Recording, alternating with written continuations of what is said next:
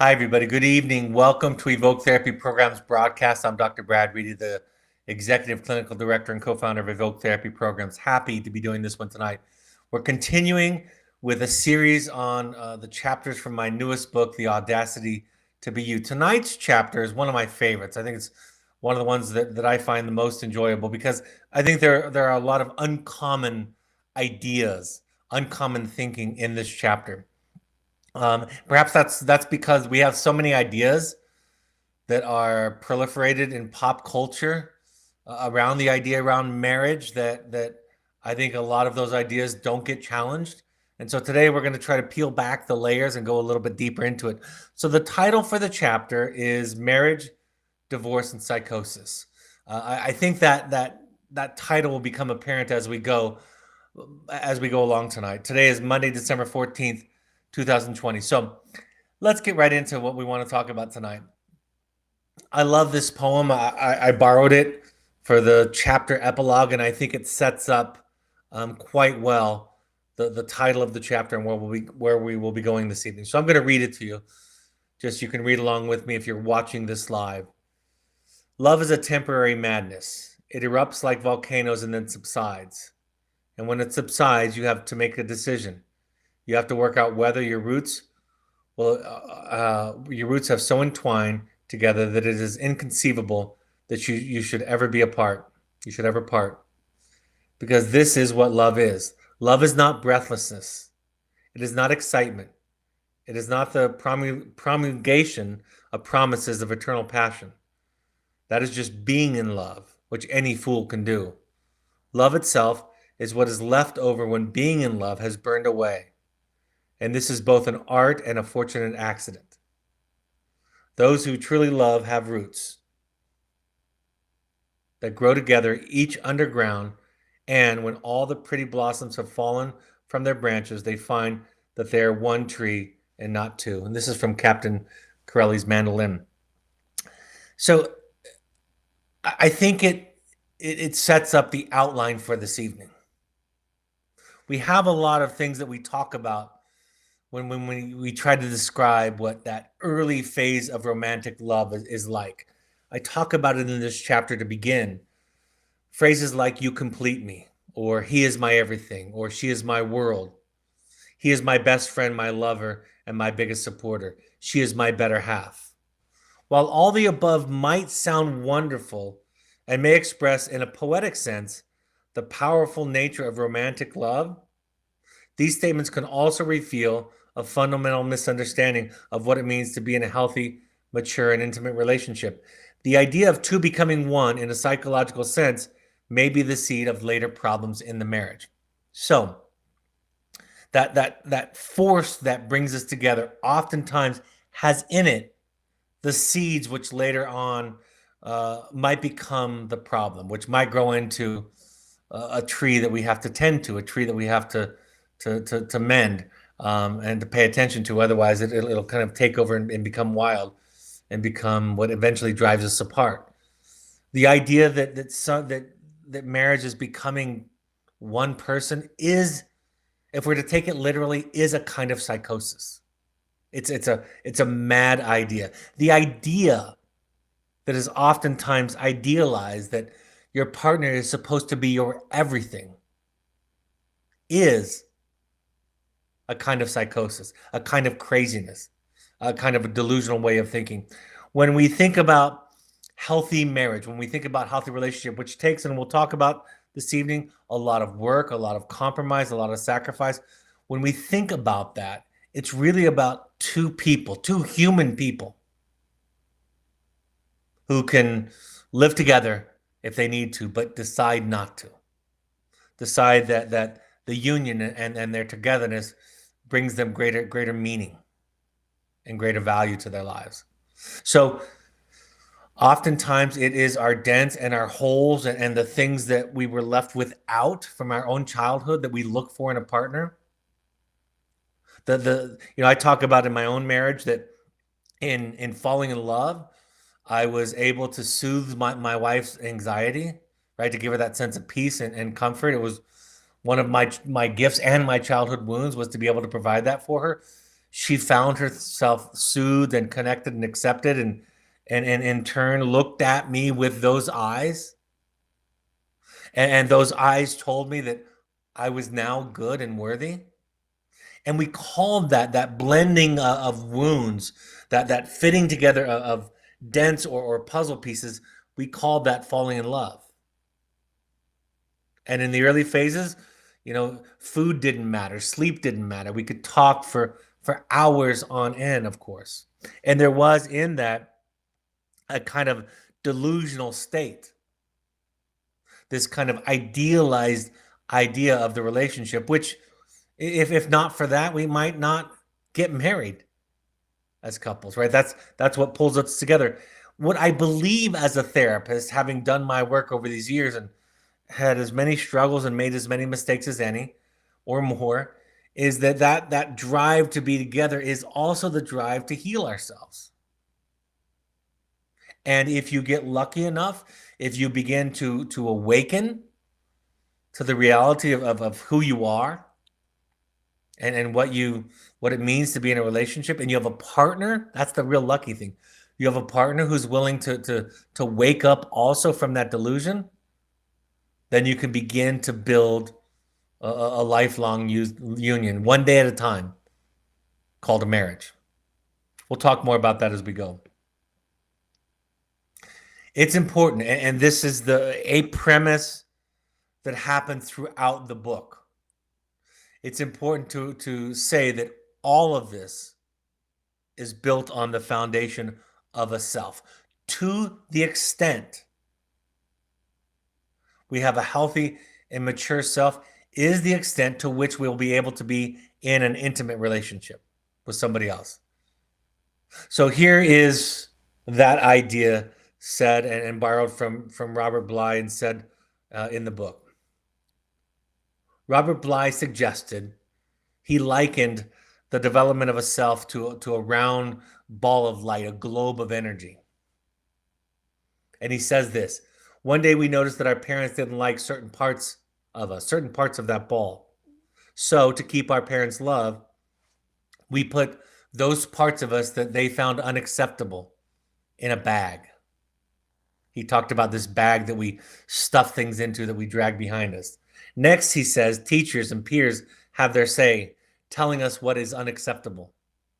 Bly describes this process using the imagery of a bag that we drag behind us. We put all of these parts of ourselves in the bag to keep from being alone. In middle school, high school, and college, the process accelerates, and our stuffing of the bag fills it up larger and larger. Then, and this is a quote Robert Bly directly, out of a round globe of energy, the 22-year-old ends up with a slice. We'll imagine a man who has a thin slice left, and we'll imagine that he meets a woman. Let's say they are both 24. She has a thin, elegant slice left. They join each other in a ceremony, and this union of the two slices is called a marriage. Even together, the two slices do not make a one person, unquote. While many imagine the fusion of two into one romantically, it can also be a condition of psychosis, a severe distortion of reality. The phrase crazy about you, for example, may be actually an accurate depiction of the early stages of romantic love. As the relationship grows, fissures are exposed, and later, with time and pressure, they can become chasms. If we look close enough, we will inevitably discover that the early experience of love was flawed.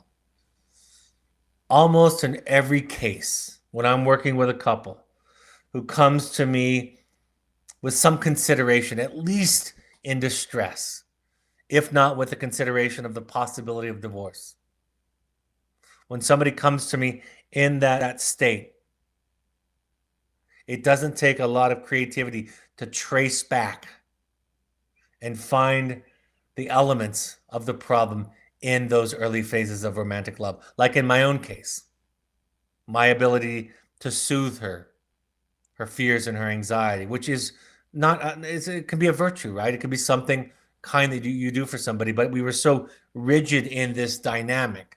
I thought it was my job to make her happy. In fact, a lot of people describe marriage in that way.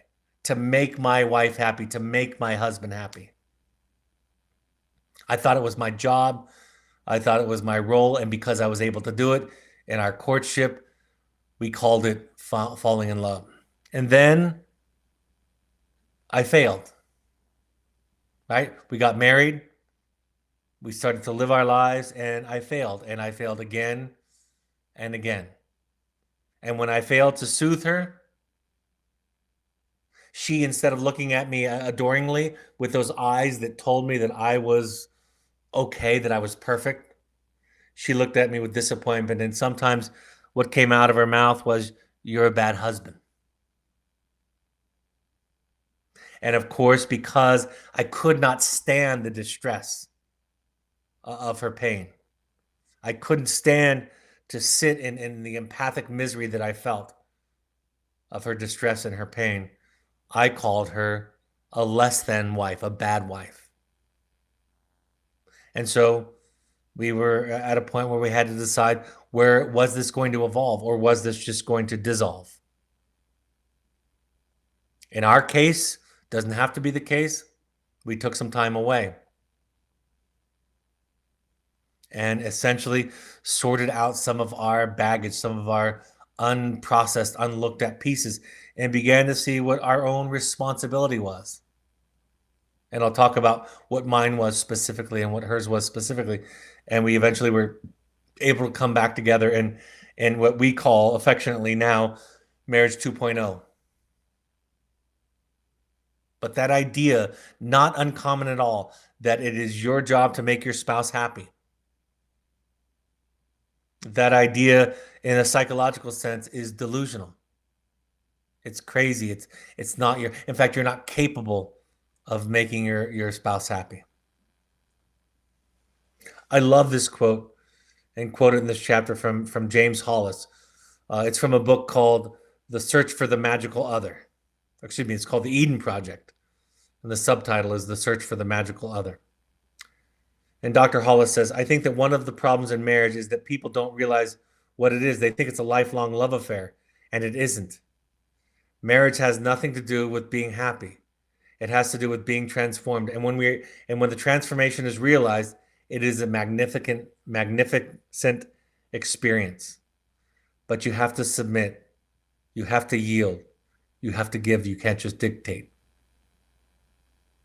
He in this section of his book, he refers a lot to Joseph Campbell's idea of a transformation. Right, the work that we do at Evoke, whether you come to our intensive programming or whether you have your child in our program, the work is about transformation. It's about unbecoming something, the thing that you had to be to keep your parents' love as a child, the thing that the culture and your classmates told you had to be to keep their attention and affection. It's about unbecoming those things, and it's about becoming a person, becoming a human being. The subtitle of my new book, is the learning to love your horrible, rotten self, meaning just learning to love your human self. So all of these examples, all of these opportunities, all of these crises are an invitation to become a whole person, not to become a good person. No, in fact, just the opposite in many ways. But to become a human person, which is both good and bad, both beautiful and horrible, right? I talk about this all the time, this idea that the outcome of therapy sometimes is the realization that you're a disaster and a miracle all at the same time. All at the same time.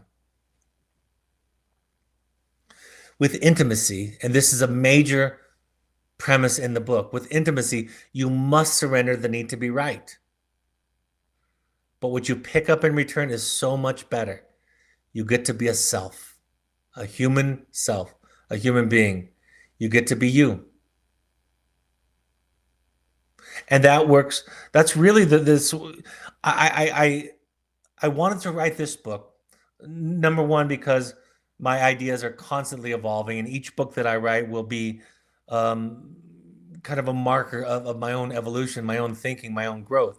But I also wanted to make sure that people understood that the principles from that first book, The Journey of the Heroic Parent, weren't about parenting. They were set on the stage in the scenery of parenting, but it was about being a person, being a self, and loving another. And while the role of partner or spouse is different in very important ways than the role of a parent, in the most fundamental ways, they share more similarities than not. So we go from this romantic phase to this mature and intentional state, this evolved version of ourselves, this evolved version of our marriage. One of the things that I tell couples often is they often, I think, want to reassure each other, which is not a bad want. Maybe they want to reassure me for fear that I might lose some kind of hope if they don't say this. They tell me that divorce is not an option. And what I say to them is it has to be an option. If divorce is not an option, then it's not really love. It was Harriet Lerner who said, and I paraphrased her earlier, that being in love, being in a committed relationship is the ability to live without your partner, but not wanting to. If divorce isn't an option, then a couple of things are also true. One is that there's no choice to stay. It's essentially a prison, an imperative, a should or a shouldn't. And then any kind of behavior must be tolerated. I don't think it's good to think of divorce as a non-option for yourself.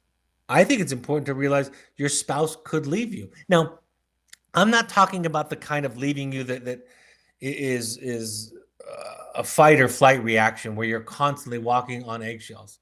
I'm not talking about that level of heightened nervous system awareness, hypervigilance. I'm not talking about that. I'm talking about on a much more fundamental, consistent level. That the idea that divorce exists means that you are choosing to stay in love. You're intending to stay in the relationship. Essentially, I talk about this idea of two projects in a marriage.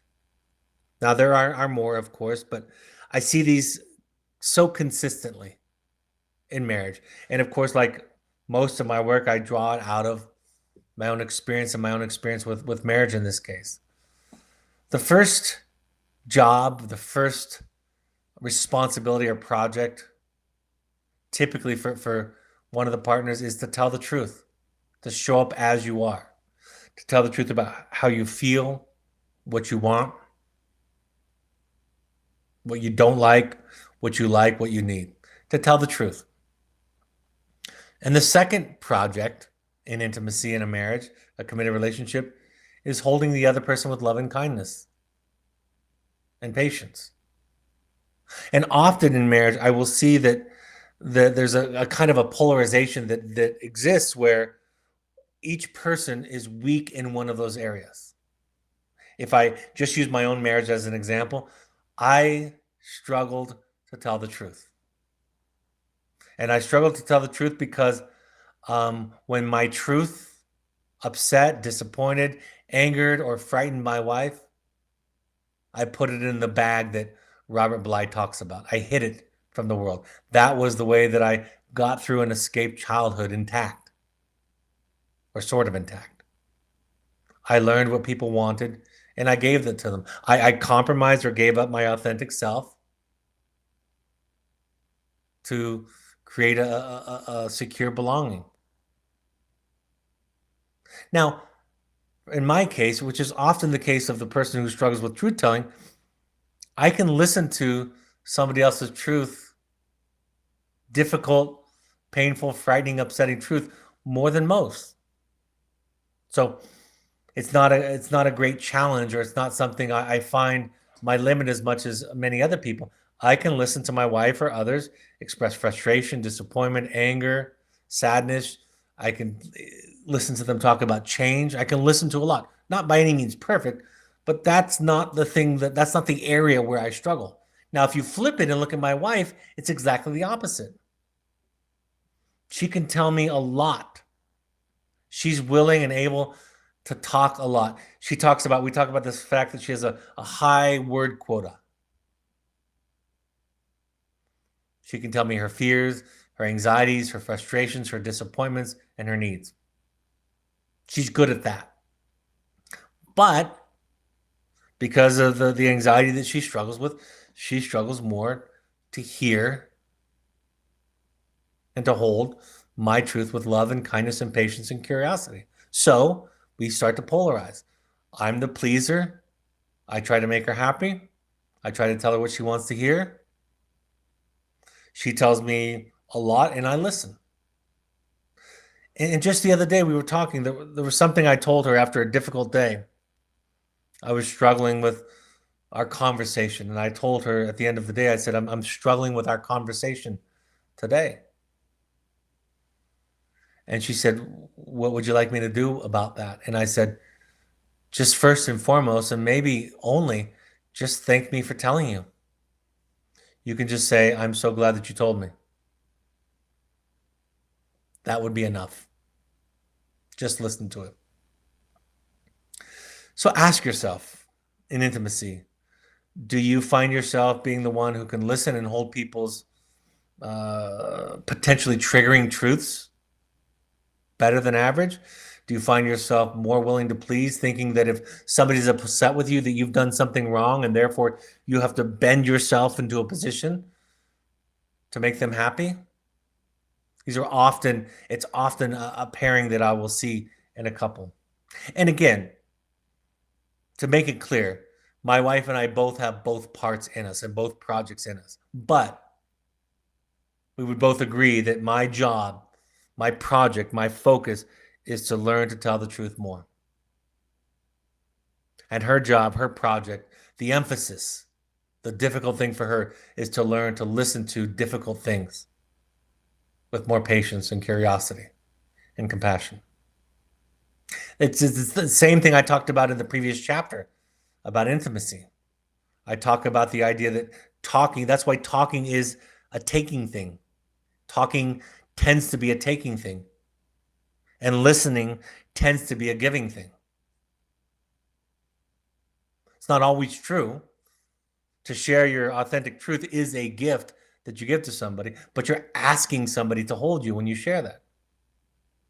And when you're listening to somebody, you're ideally suspending or putting aside any triggers or reactions, or you're not being activated at all, and you're holding a safe place for them. And in intimacy discussions, as I said in chapter 4 about meaningful love, the press, all the press is on the talking. Brene Brown is famous for talking about showing up and telling your truth, and that absolutely is a large part of intimacy. But the part that doesn't get the press near enough is the person who's doing the listening. So when couples come to us, a lot of times what I will say to our intensive program, I'll point out that the person that's complaining, they're not getting enough from their partner, it's often a wife to a husband, if it's not a same-sex couple. The wife is saying, I want more. I want to hear more. What's going on? It's important for you to get it out, and I want to hear it. We often find that she's actually contributing to his quietness, right? Her reaction and his own childhood wounding that tells him when his wife gets upset, he's done something wrong, because that's what he learned in his own childhood. Instead of the wife in this example, and I know I'm using genders, and it can be same-sex couples, and the dynamic can be flipped, but I'm speaking just in one example. So in this example, the wife, we learn to talk about and to focus on, your job is not to get your husband to talk more. That's his job. We'll be clear about that in just a moment. Your job is to listen more or listen better. And we say to the husband, you know what? You have an equally difficult task. It's not your job to get your wife to listen better. That's her job. Your job is to tell the truth no matter what, even if the reaction is not what you want. To learn to tolerate distress, upset, anxiety, fear, and anger, but to tell the truth assertively and kindly as often as possible, as often as the relationship will allow. So it's very easy for the talker to focus on the listener. It's very easy for the listener to focus on the talker. But as is the case in all of our family systems work, we ask or invite a shift from focusing on other people and what you can change to focusing on what can you change. What I say is, what is your project? So ask yourself, if you want the other to talk more, you probably have a listening project. If you want the other person to not be reactive, to listen better, you probably have a talking problem, a showing up honest and authentically problem. And so what do? Instead of two human beings, we turn others into the bad object, the bad wife, the bad husband. In this chapter, I tell the story that took place in this chair right here where I'm sitting. It was a Saturday afternoon. I had just finished running an intensive, and it went well, as almost all of them do. I was spent. It was a Saturday afternoon, and I was ready for a day and a half of my weekend. And my wife came into the room upset about something I could tell, and said to me, I know you just finished an intensive, and I would like to talk to you if you can listen. If you can't listen, I'll call my best friend Donna, and I'll talk to her. But I need to talk to somebody about this. So everything ran through my head. Our typical pattern is I would probably try to say yes because I can't say no. I think I'm supposed to say yes. I'm afraid of being punished for saying no. I'm afraid of being a bad object or a bad husband. So I'll try to say yes. I'll have thoughts of resentment in my head, like, I can't believe she's asking me this on the tail end of what I just did. I can't believe I can't even get an hour off. She shouldn't even ask. Those are the kinds of thoughts that I have. So in this particular day, I decided I would take the risk and tell the truth. And I said, I would rather not right now if possible. If I could have the rest of the day off from kind of a difficult conversation, that would be ideal for me. And then tomorrow, if it's still there, I'd be happy to talk to you. And yes, if you can talk to Dawn instead of me, that would be fantastic. She'd signaled to me it was safe by bringing up the Dawn example. The Donna example. So I appreciated that. That let me know. And then it was remarkable. She responded with, okay. And she walked away from the door to my office. She was a little bit down the rest of the day. She was a little bit withdrawn. And if I had been activated, what would have happened for me is I would have thought, oh, I'm being punished. She's punishing me and withdrawing from me. I would have wanted to engage her. That's my old pattern, to get her to talk to me. And we would have ended up in the old cycle. My anger and resentment and her frustration that I'd set up a no-win situation for her. But I tolerated the distance. It made sense. She was upset and I couldn't hear it, so I tolerated. She said, when we talked about it later, that she was trying not to punish me, but she couldn't engage me. She couldn't give me the reassurance that I was craving, that was really a symbol of my own childhood wound of abandonment in these kinds of situations when I didn't come through. Now, on her side of the equation, what she could have done is she could have turned me into the bad husband, right? I turned her into the bad wife in our old pattern. If I had gone through that resentment stage, she could have made me the bad husband. She could have said, I can't believe you can't talk to me. You have all this time for your clients, but you don't have any time for me. I wish your clients could see that you're not able to do at home what you teach in your programming. In essence, she could have turned me into the bad object or the bad husband, but instead she said, okay. And she took care of herself, and I took care of myself. And it wasn't warm, and it wasn't fuzzy. It was human, terrifying, difficult. And as simple and subtle as that short exchange is, that took us 20 years. And we don't always do it like that. But that exchange took us 20 years to get to. And it's not common.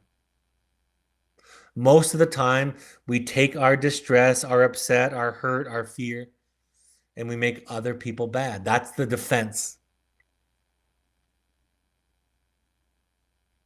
What we did that day is we treated each other like humans. Instead of me being a bad husband, an uncaring husband, a husband who's too focused on his job, I was just a human husband. And she had reached the end of my limits. And instead of making her a bad wife because she was asking of me, when clearly I was depleted and had given all that I had given that day, that week, instead of turning her into a bad wife, she was just a human wife. The audacity to be you is the idea is, and the idea in all of this work in the Oak family, whether it's the intensives or the wilderness program, is learning to be a person and allowing the people around you to be people also, to be human.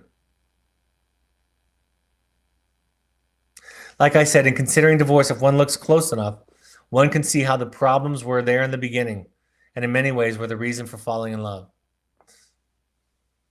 And growing up will expose the emotional immaturity of the other person or other people in your life and reveal the fractures that were present from the beginning.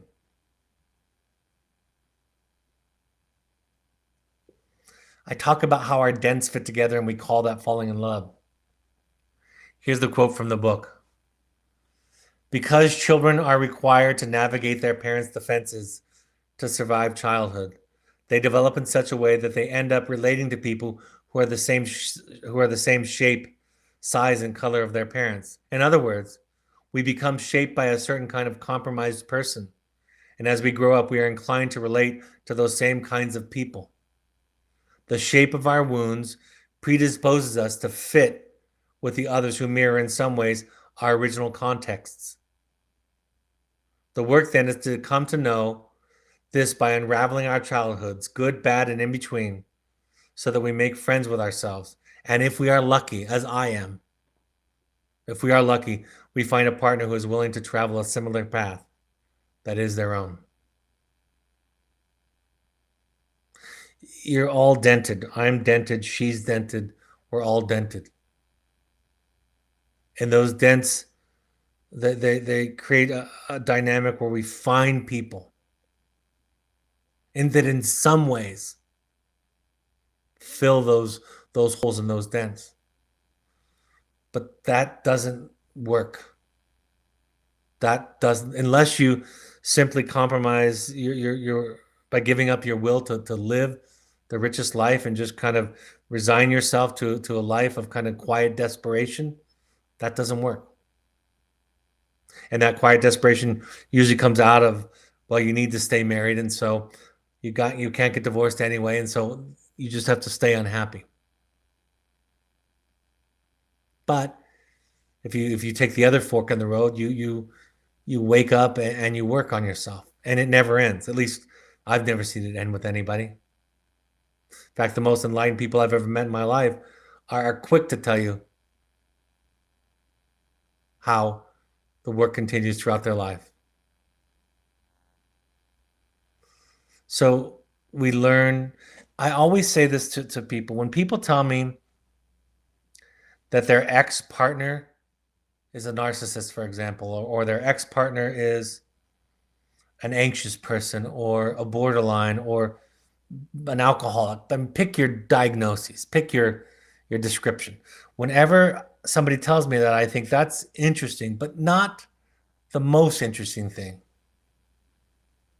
It's interesting that your ex spouse is a borderline or a depressed or a narcissist. That's interesting. But what I find fascinating is, why did you fall in love with a narcissist? Why did you fall in love with an alcoholic? Why did you fall in with a depressed person or an anxious person? That's what I find fascinating. The answer to that question holds the key that unlocks the universe for you, because that tells me about you. That's your chance to live a well-lived life going forward. So yes, we can get clear with some time and perspective about the monstrosity that is your ex-partner or your partner if you're still married. We can do that. But why did you fall in love with them? And oftentimes people will say to me, well, they weren't there. They weren't like this when we were dating. And the answer is, not in such vivid living color ways, yes. Not in such demonstrative ways, probably you're right. But it would be an extraordinarily rare example to find that aspects of that personality disorder that we've now identified weren't there in the beginning. It would, in my experience, I've never seen it. I've never seen it where it wasn't there in some small parts, often much more than we're willing to be conscious of. Because in the beginning, it served us, like I described it in my marriage. I found this video. A friend sent it to me. It was a monologue by the actor Will Smith. It was years ago that he left this monologue on Facebook. I know since then, in the past year or so, Will and Jada Pinkett Smith have been very open about their marriage and the difficulties, and so this, for me, takes on richer and richer meaning. But here, this is Will talking to this video that a friend sent to me many years ago. He says, whether or not a person is happy is utterly out of your control. We came into this false romantic concept. He's speaking of he and his wife. We came into this false romantic concept that somehow, when we got married, that we would become one, and that we realized, what we realized is that we were two completely separate people on two completely separate individual journeys, and that we were choosing to walk our separate journeys together. But her happiness was her responsibility, and my happiness was my responsibility. We decided that we were going to find our individual, eternal, private, separate joy, and then we were going to present ourselves to the relationship and to each other already happy. He says to his wife at one point, if I'm not making you happy, I want you to go find happy. Prove to me that it's even possible, he says in this monologue. Prove to me that you can even do it. And what they both realize is that you don't come to the other one with your empty cup out, begging for the other partner to fill it. You come to the marriage already happy, and you present yourself to the other person. And when you demonstrate love in that relationship, you demonstrate it by giving. Now, everybody's human. Everybody has needs. Everybody's vulnerable. Everybody has moments of taking. So we're talking about a fundamental, a deeper place when we're talking about this, not moment to moment or day to day. When we do our work, we change the frame from turning the other into something bad to seeing the other as simply a human being. I can't overstate this enough. If we can drop, whether as a parent or a spouse, if you can drop the idea that the goal is to be a good person, you then allow the other people in your life to be human beings also. If I need to be a good dad, if I need to be a good husband, Guess what I am going to do to my children and my wife when they're upset or distressed or disappointed or angry or hurt by me? I'm going to make them wrong. But if I have given up the crazy, stupid idea that our culture teaches us, if I give up the idea that I need to be good and I just accept that I'm a horrible, rotten self, then you get to be mad at me and sad at me and frustrated with me and disappointed with me. You get to be you. Do you see that? If we change the idea from being a good father, a good husband, a good mother, a good wife, a good spouse, a good parent, if we change from that to just being a human spouse with limitations, then everybody will find the limits of at some point, because everybody's got limits. So if we shift from thinking the goal is to be good to just being human, we get to be ourselves, and so does everybody else around us. And when we reach the edges of our limits, we realize that we need to go take care of ourselves in whatever way that looks like, so that we can come back to the people that we love and be there for them. Falling in love is profound when we can be ourselves in a relationship, and who we are is tolerated, even welcomed. And finally, from the prophet Khalil Gibran, he says, "Let there be spaces in your togetherness, and let the winds of the heavens dance between you. Love one another, but make not a bond of love. Let it rather be a moving sea between the shores of your souls." Love is not fusion. Marriage is not fusion. Like I said, I believe I said it in the first book, and it's maybe more appropriate in this chapter than any of the other chapters. 25 years ago, sitting at a wedding breakfast, where an old uncle made a toast, and he said to the bride and the groom, "If you're not fighting with each other, then one of you is an idiot."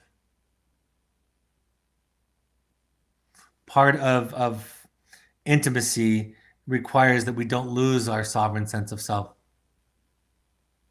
We don't lose who we are. We don't lose our humanity. And also at the same time, we hold space for the other person's humanity. So what are the take homes before I get to any questions? It's really important that we understand our madness. That is, our dents, our wounds, the edges and limits of our capacity, our propensities for mental illness. Are you good at talking but not as good at listening in a safe way? Are you a good listener but you don't show up and tell the truth? What is your madness?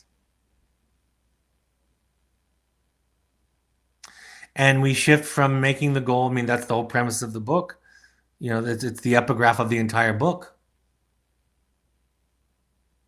From the Letters of Juliet, I borrowed the quote, "Why were each of us taught the notions of being correct or good? Those very notions ensured our failure in the world." The irony is, folks, if we can give up, in fact, we have to give up being good to love, to truly love. Because being good means that we're going to require people around us to feel, think, and look at us a certain way. And when we surrender that idea and people just get to be themselves, we actually give them something. We give them safety. We give them love. But we have to build a self. We have to find it. We have to heal. We have to uncover. We have to unravel ourselves. We have to understand. Ultimately, we have to learn to be us. There's a maturity that comes in this process that takes tremendous work. And if what I'm saying to you sounds crazy or strange or convoluted, it's okay. It took me 30 years to figure this out, to say it this way. It is contrary to what popular culture teaches us, what even pop psychology teaches us. What's your project? What are you? You can find your project by sometimes wondering what your complaint is with your partner. Like I said earlier, if you complain that your partner doesn't talk enough, you probably have a safety issue. And if you think your partner can't hear you, you probably have an honesty issue, a courage issue about showing up and telling the truth. So know what your project is and make that your focus. One time my therapist said to me, many of my sessions, and my wife, the same is true of her, are spent understanding her dilemma, right? I sit in therapy, I tell a story about my wife, and my therapist accurately diag- uh, he gives a diagnosis to my wife. Years ago, after he gave a diagnosis to somebody in my life, and it wasn't my wife in this particular example, I said to him, but I don't say that to this person, right? And she said, you do not say this to that person. And I said, so I'm just supposed to know this. She shook her head, yes, you're just supposed to know this. And I said, and knowing this gives me compassion. It does that. And I said, and then knowing this makes me realize that their behavior is not about me. And she said, it also does that. And knowing this helps me to understand how I can support them. And she said, it does that. You learn to love and stay in love with your other person's dilemma. I say that to my wife once in a while. She'll ask me. The other day, she said, are you still in love with my dilemma during a particularly difficult day? And I said, yes, I am.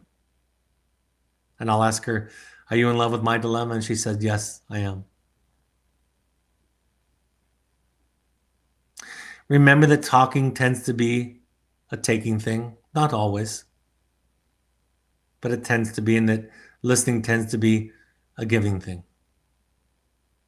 And just know when you're doing it. See, I'm the one who has the hard time telling the truth. I'm the one whose project it is to tell the truth. And what I am sure of, and I talk about this in this chapter, is like Charlie Brown and Lucy in the Peanuts cartoon. I am sure that this time, if I go to kick the ball, you're going to pull it away. And I'm going to fall flat on my back again. But you convince me that you want to hear the truth. You convince me that you want to hear it. You tell me that it will be okay no matter what I say. And I fall for it. As a little kid watching those Peanuts cartoons, and when I was young, it was the only cartoon. It was one of the only two cartoons on Sunday Los Angeles area TV. I just wanted Lucy to just hold it one time. She never did. I never saw her do it. That's the experience. Intimacy is not warm and fuzzy. It's not just warm and fuzzy. It's not pink and soft. It's not erotic and close and warm.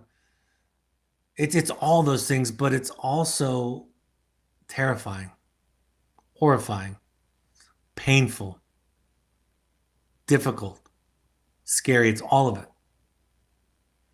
For the person who struggles listening, it's listening to hard things and containing them. And for the person whose project it is to tell the truth, it's saying the scariest thing regardless of the reaction.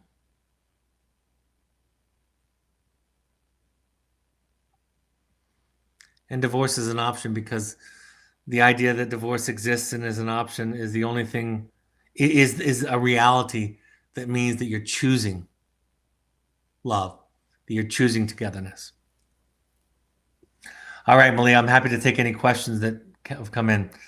Somebody says, I find the hardest place to be a self is within my family, and especially my marriage. I thought that would not be the case because it should be easier where I'd feel most safe. It is the one place I want to show up authentic, but it is also where I fear it the most. Is it because it is where I have the most to lose? It is because it's where you have the most to lose for sure. And it also is because you have chosen and designed a family around you that is mirroring your wounds, that is asking you to transcend. I used to say to students in our wilderness program, I would say to them, they would say, I get along with my friends, my classmates, my peers. I get along with everybody except for my parents. And I would say to them, well, I hope so. Getting along with friends is easy. If you can't get along with friends, then you're crazy. I would tease them. Really, the only measure of our mental health in terms of relationships are the people that we're closest with. That's the only measure about our sanity, our level of functioning. So, yes, you have the most to lose. They're the people who have the access to your triggers. They're the people that you've either chosen to be with or have created and raised in such a way that they're aware unconsciously of all of your wounds, all of your triggers. It's why I quote so often Ram Dass, who says, if you think you're enlightened, spend a week with your family. They are the ones. Those are the circumstances and relationships that will expose the fractures, the fissures, the vulnerabilities. For sure. Somebody writes, our daughter is at Evoke, and we are looking for an aftercare program for her right now. It's hard to find one that has the same quality like Evoke. Will Evoke consider to run an extended care treatment center or therapeutic boarding school in the future? Maybe, probably not. Maybe. If one of you is a venture capitalist and you want to start one, I'm open to the idea. But right now, we spend all of our time and resources doing this in our intensive program also. But thank you. It's a standard that I found somewhere else with my therapist principally, Dr. J.D. Gill, and I have held that standard up for our therapists in our program at Evoke. Absolutely. Someone says, I'm trying to do my own work and build my own self, but still I don't feel like the way I need by my husband. I feel neglected and ignored. What's the point of marriage if we don't fill each other's love tank? That's the question I often get. It's not about going away. It's not about, yes, we share. My wife gives, I give. When I said to her the other day that we were having a discussion that day that wasn't working for me, I wasn't saying that there are times when I need you. We're there for each other. This is more fundamental. It's deeper than kind of the moments of the day.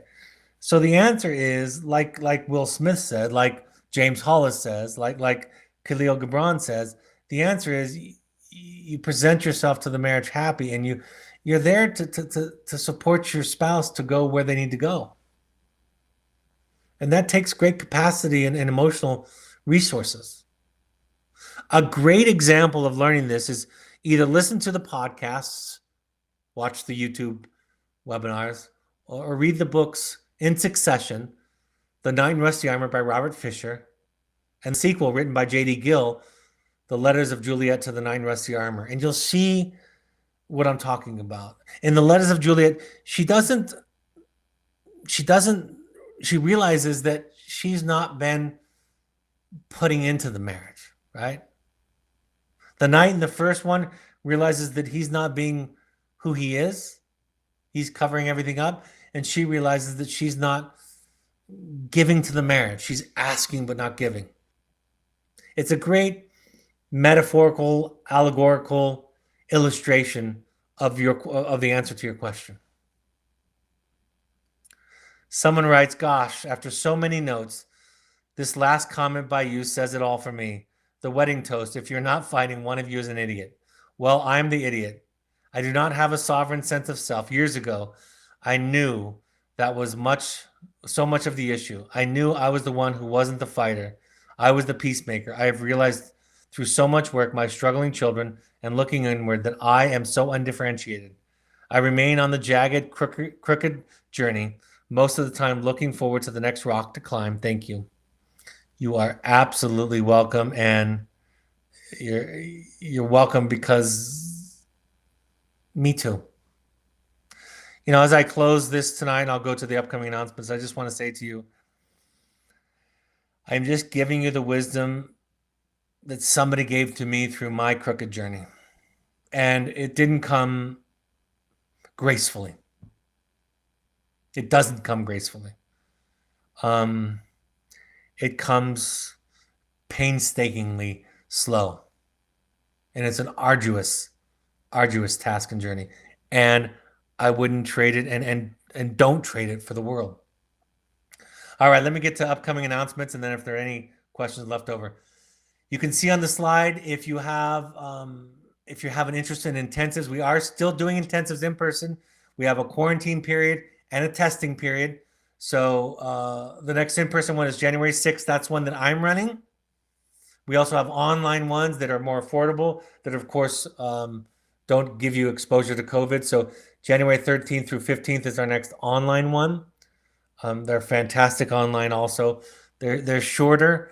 They're less expensive. They're kind of an opportunity to give, I think, a lot of people an experience they couldn't otherwise have. We have our Finding You 2. We're going to be doing in person in April 28th through May 2nd. That will fill up, and it will fill up a long time ahead of schedule. If you want to do a pursuits trip, which is an adventure trip, think therapy light, think sober fun for adults or for a family, even for in-between programming, this can be an opportunity to have some therapeutic support while still doing something fun, creating a specialized trip anywhere in the world. We're also going to have a spring break trip this spring for folks. We'll be announcing that on our next webinar. We have support groups for alumni of our wilderness program, current and former parents. So our next one is December 17th at 6:30 p.m. Mountain Time. If you are an alumni of our intensive program, the next one is January 12th at 6 p.m. Mountain Time. Any questions or information, you can contact Malia at evoketherapy.com. We ask all current families to go to 6 12-step support groups, any combination of Al-Anon, CODA, Families Anonymous, or adult children. Or you can go to refugerecovery.org or NAMI.org for other classes or groups or resources in your area that are free of charge. All of these broadcasts are available on any podcast app. Just go to the podcast app and search Finding You and Evoke Therapy Podcast. You can also find all of these on soundcloud.com. I usually get these broadcasts. I do them live in the evening, and then by the next morning around 10 o'clock Mountain Time, they'll go live on the podcast platform. But go to the podcast app on your phone, whichever one you have, subscribe to us, rate us. When you subscribe to us, it will let you know when the new one is uploaded. It'll give you a notification. You can find Evoke Therapy on Twitter and Instagram using the handle @EvokeTherapy. Or on Instagram, you can find the intensives program using the handle @EvokeTherapy Intensives. On Facebook, you can find either Evoke Therapy Programs or Evoke Therapy Intensives. Also, our blog has new and updated information all the time. My two books, The Journey of the Heroic Parent and The Audacity to Be You, are out. The audiobook for The Audacity to Be You is out now, narrated by me in my own voice. So go to Amazon.com for that, or Audible, or iTunes, actually. It's available through the Apple bookstore also, the audio version. Otherwise, the print version is available on Amazon. Upcoming webinars, I'm going to be, it'll be this Wednesday, December 16th. I'll take any questions left over. It's a live forum to ask any questions about this or anything else. So this Wednesday, December 16th at 6:30 p.m. Mountain Time, live Q&A. Then, in fact, I'm going to ask if I can have a guest speaker next week. I might even ask Emma Reedy to do it. I think she said she would do it. So maybe you'll hear from Emma next week. I'll be back on December 28th at 6:30 p.m. Mountain Time, going over Chapter 6, Knowing Mental Health. And then you can see the rest of the schedule on our website or here. Thank you for joining me this evening. I'm so happy to be sharing this journey with you. Thank you for the work, for on behalf of the people that you love in your life. Thank you for the work that you're willing to do and your willingness to look inside and explore your own self. Have a great evening. I'll talk to you on Wednesday. Take care. Bye-bye.